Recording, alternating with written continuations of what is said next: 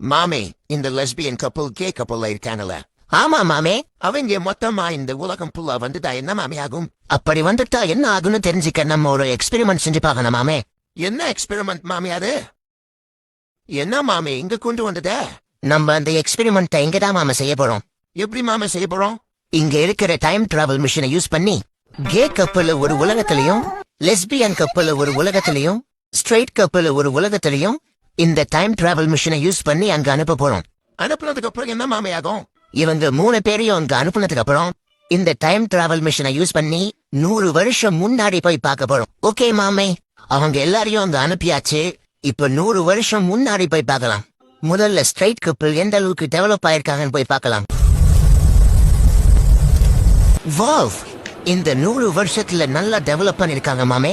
டோட்டலா இந்த இடத்தையே சேஞ்ச் பண்ணிருக்காங்க. சரி, நம்ம அடுத்து லெஸ்பியன் கப்பல் எப்படி இருக்காங்கன்னு பார்க்கலாம். என்ன மாமே எல்லாரும் எலும்பு கூட கேட்கறாங்க?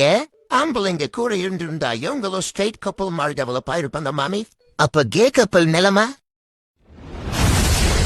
ஆத்தாடி ஆத்தா, என்ன மாமே இவனவங்களும் எலும்பு கூட ஆயிட்டாங்க.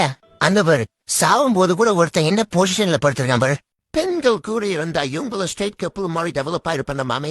அப்ப இதுல இருந்து என்ன தெரியுது? தனியா போய் ஒன்னும் புழுத்த முடியாதுன்னு தெரியுது.